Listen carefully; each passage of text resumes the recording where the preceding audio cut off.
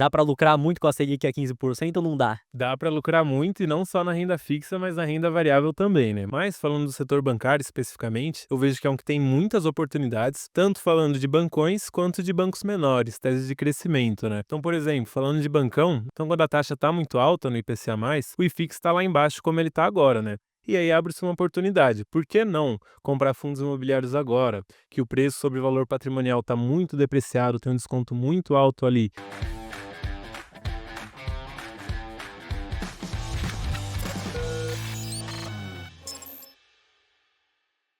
E eu tinha visto recentemente cara falando que os bancos brasileiros seriam uma furada em 2025 e que você deveria fugir deles. O que que você vê aí sobre essa frase aí do não vou citar o canal aqui, né, Matheus, pra enfim, mas o camarada falou isso aí, queria saber tua opinião, Rodrigão. Ó, eu discordo veementemente desse camarada, né? Porque eu acho que bancos no Brasil não tem como dar errado, assim. É um segmento que sustenta a economia, né? Se, por exemplo, né, um Itaú ou um Banco do Brasil quebrarem aí, podem ter certeza, né? A gente vai ter muitos outros problemas. Mas, falando do setor bancário especificamente, eu vejo que é um que tem muitas oportunidades hoje em dia, tanto falando de bancões quanto de bancos menores, teses de crescimento, né? Então, por exemplo, falando de bancão, não é segredo para ninguém. Itaú, Banco do Brasil vem muito bem aí.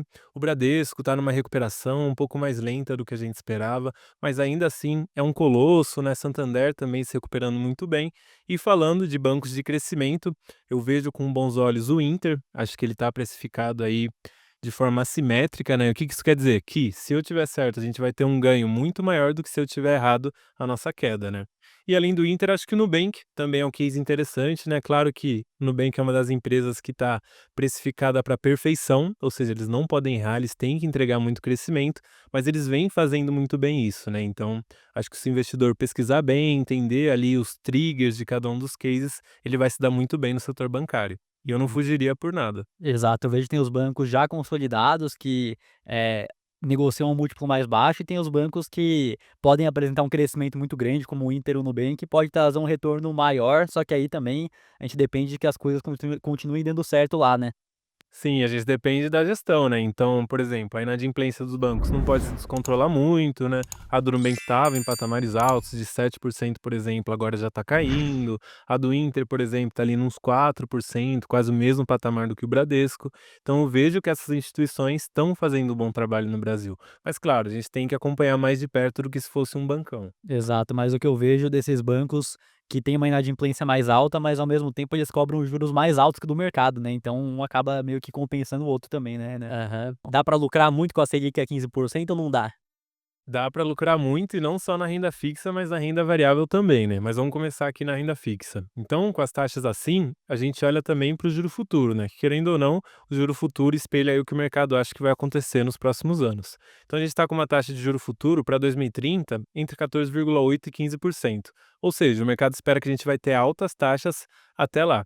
E aí abrem-se oportunidades, né? Então, se a gente entrar agora no site do Tesouro Direto, a gente vai ver lá um Tesouro Pré-fixado 2032 com uma taxa de 14,8%, uma taxa bruta. Mas quando a gente tira o imposto de renda, essa taxa ela é capaz de dobrar o capital em menos de 6 anos, em 5 anos e 9 meses, mais ou menos. E isso é um negócio absurdo, assim, em 30 anos você conseguiria dobrar o seu capital 5 vezes. Então dá para lucrar muito na renda fixa, com pré-fixado, com atrelado a Selic também, e Me também. surpreende, né, é absurdo isso mesmo, né, na renda fixa você conseguir ter um retorno desse jeito, né. Sim, isso daí só no Brasil, né? Nos Estados Unidos é algo inimaginável. Então dá para ganhar bastante dinheiro na renda fixa, mas dá para ganhar bastante dinheiro na renda variável também, né? Porque ao mesmo tempo que agora as NTN-Bs, o Tesouro IPCA+, está com a taxa mais 7,5, por exemplo, o IFIX, os fundos imobiliários, eles têm uma correlação negativa, né, com o Tesouro IPCA+. Então quando a taxa está muito alta no IPCA+, o IFIX está lá embaixo como ele está agora, né?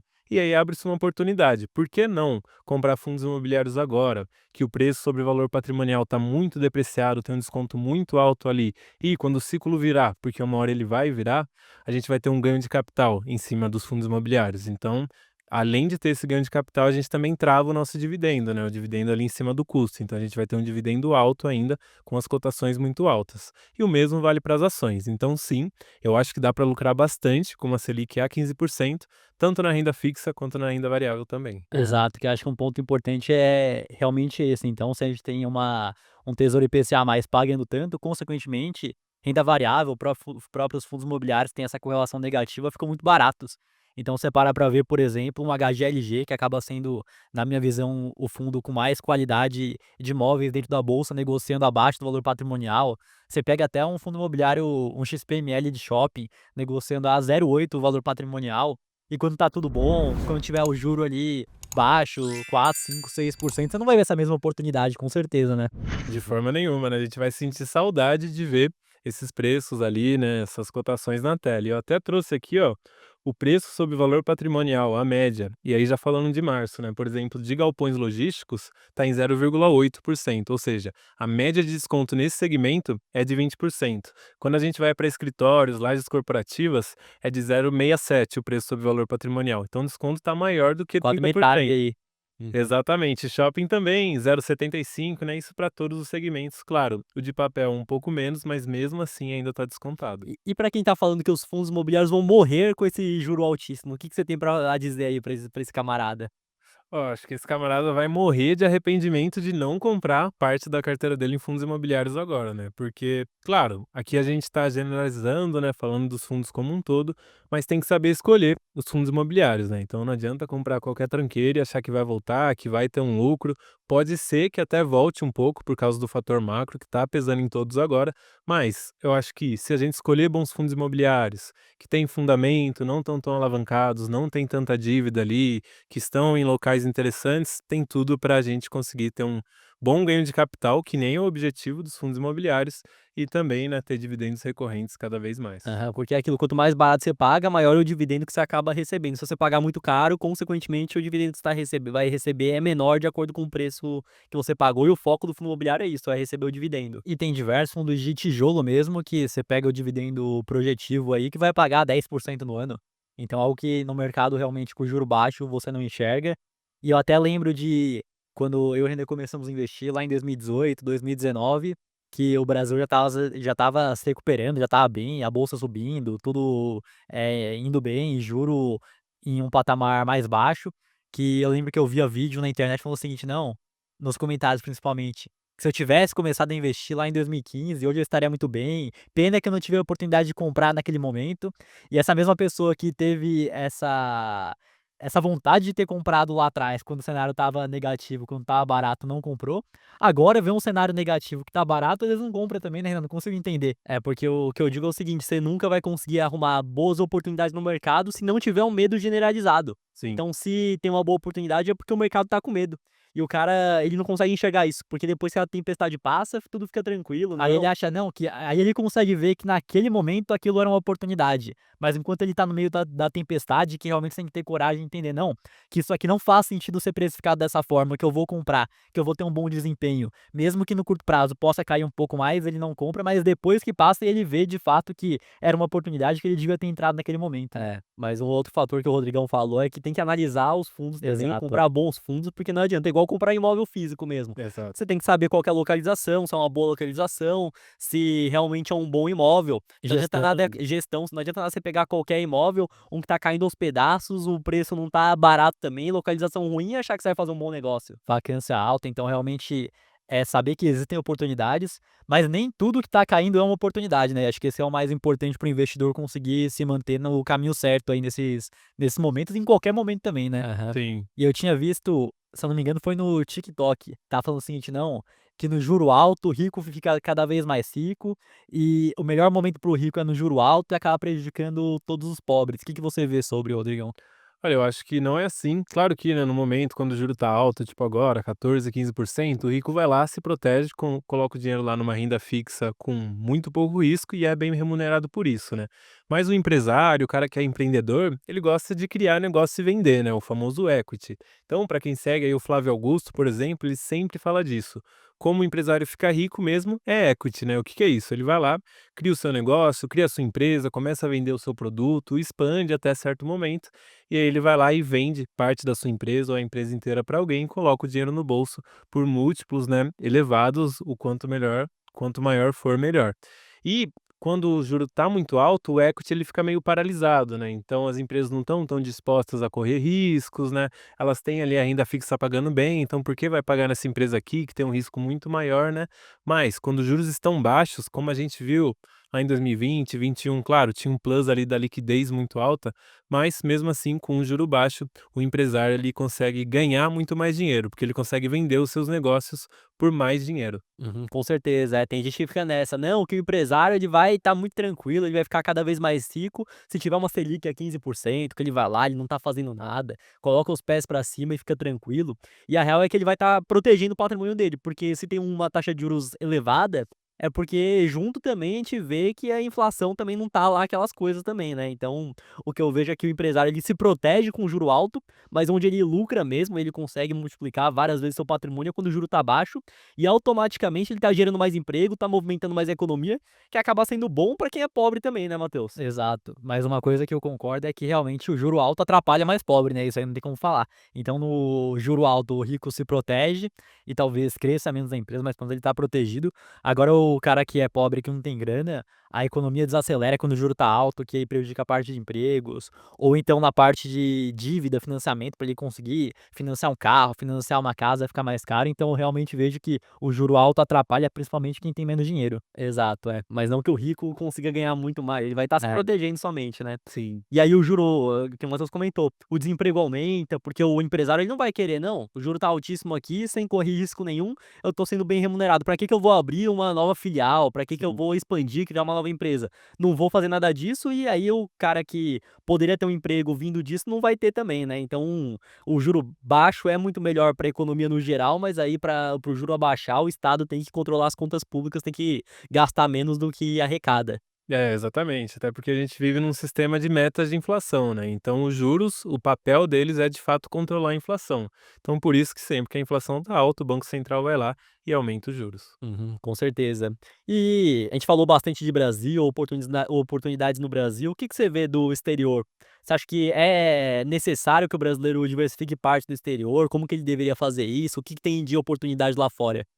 Olha, eu acho que é necessário sim, né? Querendo ou não, o Brasil tem oportunidade, mas é um país emergente, tem todos os seus problemas, tem a moeda fraca também, e o nosso mercado acionário, para o cara que gosta de investir em ações e tal, ele é muito pequeno, né? Representa 1,5% do mercado acionário mundial. Então, por que que a gente tem que ficar restrito aqui no Brasil se hoje é tão fácil abrir uma conta numa corretora internacional, fazer lá o seu câmbio e investir nas maiores empresas do mundo, nos maiores mercados do mundo, né? Então, enquanto o Brasil representa 1,5%, os Estados Unidos representam 60, 65% do mercado acionário mundial. Então acho que faz sim muito sentido investir lá fora e é uma necessidade, né? Até saiu um estudo recente da FGV falando sobre isso, né? Então, eles pesquisaram lá como que essa desvalorização do real frente ao dólar impacta na nossa vida ali no dia a dia, né? Porque quando tem essa desvalorização, tudo que a gente compra fica mais caro, né? Pelo menos o que dá para exportar e o que a gente importa também. E aí eles chegaram numa conclusão. Para quem está ali numa classe média, é necessário pelo menos 16% do patrimônio dolarizado para compensar esses efeitos que a gente vê aqui no nosso dia a dia. 16%. 16%. Para quem está numa classe alta, por exemplo, já é 18%. Isso vai variando ali entre as classes. Aham, porque é aquilo, o cara que é classe média, que consegue ter uma poupança, um dinheiro investido, poupança eu tô querendo dizer que ele tem um dinheiro a mais aí, não que tá na poupança, né. Exato. Mas enfim, se ele consegue proteger parte lá fora, se tiver uma desvalorização cambial, se o dólar cresce muito, ele tá protegendo o patrimônio dele, né, então eu acho que isso Sim. é totalmente importante. E muitas vezes ele tem quem é classe média ou quem tem uma renda mais alta, tem parte do consumo dolarizado também. Então se o dólar sobe, consequentemente a inflação pessoal dele sobe também, porque ele consome algo que está precificado em dólar. Óbvio que tudo é precificado em dólar, então gasolina, commodity e tudo mais, mas às vezes coisas do dia a dia que ele compra, talvez um chocolatinho importado, talvez o telefone que ele troca ali que é mais caro. Então, Uhum. consequentemente, existe essa correlação e esse estudo aí faz total sentido na minha visão também. Aham, Sim. sim. E além disso, a gente tem também a questão de setores, né? Se o cara está aqui no Brasil, ele quer investir em tecnologia, por exemplo, Pô, vamos combinar, não tem uma boa empresa de tecnologia aqui no Brasil, né, dá pra citar uma ou 2 que, na minha visão, nem são tão boas. E não Ma tem uma competitividade global também, né, não é que nem as que são listadas na bolsa americana. Exatamente. Então, por que não investir nas melhores empresas do mundo, que estão aqui no Brasil também, né? Então, todas as empresas de tecnologia estão aqui, praticamente, né? A Microsoft da vida. Quais empresas hoje vivem sem um pacote Office, sem um Excel, sem ali, né, um e-mail, enfim, Sem o Windows. sem o Windows? Então, muito difícil, né? Então, acho que faz sentido investir lá fora também para acessar mercados que aqui dentro a gente não tem acesso por faltar empresa mesmo. Aham. Como que aqui no Brasil você vai se expor à inteligência artificial? Não tem, né, não Não vai tem. não vai ter empresa que vai estar nessa área. Mas eu vou falar que o Lula falou que o Brasil não precisa de inteligência artificial, porque já é um povo muito inteligente. Ah, então tá bom, não precisa ter esse setor. Não precisa aqui no Brasil, né, Ah, tá não, pô. tranquilo não ter.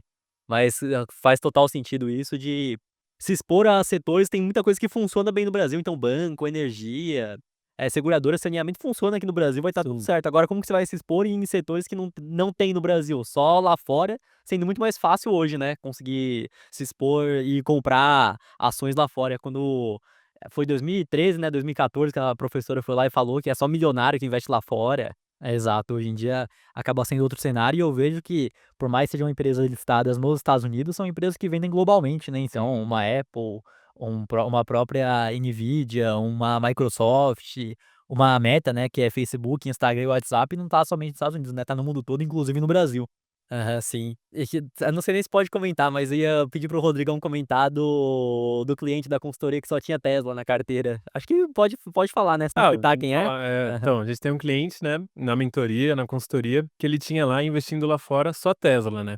E aí foi lá em novembro, dezembro que a gente conversou, aí eu falei: "Ó, legal, né, você tem Tesla aqui, bom negócio, tá ali na corrida da inteligência artificial, mas não faz sentido você estar exposto só a ela, né, porque se tiver uma queda muito grande, você vai ter uma queda muito grande, se tiver uma alta grande em outra ação de tecnologia, você não vai estar exposto, né. O que que você acha de a gente vender aqui e investir em um ETF, via um fundo de tecnologia, né, que segue o índice das 100 maiores empresas de tecnologia lá dos Estados Unidos. Ele falou: "Não, legal, vamos fazer isso e tal". Vendemos Tesla, compramos o QQQ, que é esse ETF que eu citei, e aí, né, deu dezembro, a Tesla atingiu o topo histórico, depois, né, até agora ela caiu mais de 55%, né. Então, o cliente, ao invés dele tomar uma queda de 55% na carteira dolarizada, ele teve uma queda ali de 12, 15%, que ainda é alta, mas olhem só a diferença, né. Uhum, é que ele estava exposto somente: "Ah, vou investir lá fora", beleza. "Ah, o que que eu compro aqui lá fora?", "Ah, vou comprar uma empresa só, vou deixar tudo em Tesla", aí realmente é complicado, ainda ele se protegeu de uma queda de 50% lá no exterior, né. É, e tá exposto também a outras empresas, né, Sim. então, quem vai ser a próxima Nvidia na tecnologia? Ninguém sabe. Quando você compra ali o seu ETF, que tem todas essas empresas no balaio, você vai ter a empresa vencedora ali no meio que vai fazer diferença na sua rentabilidade. Exato, ele continua exposto em Tesla, porque até tô puxando aqui dos holdings aí do QQQ, quantos por cento que é Tesla, mas ele continua exposto, porém, não só em Tesla, então ele tem Apple também, Microsoft, Nvidia, outras empresas também que fazem parte do portfólio, ele continua exposto, mas com um risco muito menor, muito mais diluído, acho que esse que é o principal, né. Sim, com Aham. certeza. E até falando de facilidade, né, você até falou, Renan, que lá em 2013 era coisa de rico mesmo, né, investir lá fora. Mas hoje não, se você achar que é muito complicado fazer um câmbio, na Bolsa Brasileira, na B3, você tem ótimas oportunidades de investir lá fora via ETFs, né. Então, por exemplo, dá para você investir em semicondutores com um ETF que está aqui na B3, tá ao seu alcance, está em reais Uhum. e já é uma forma de dolarizar. Aham, sim.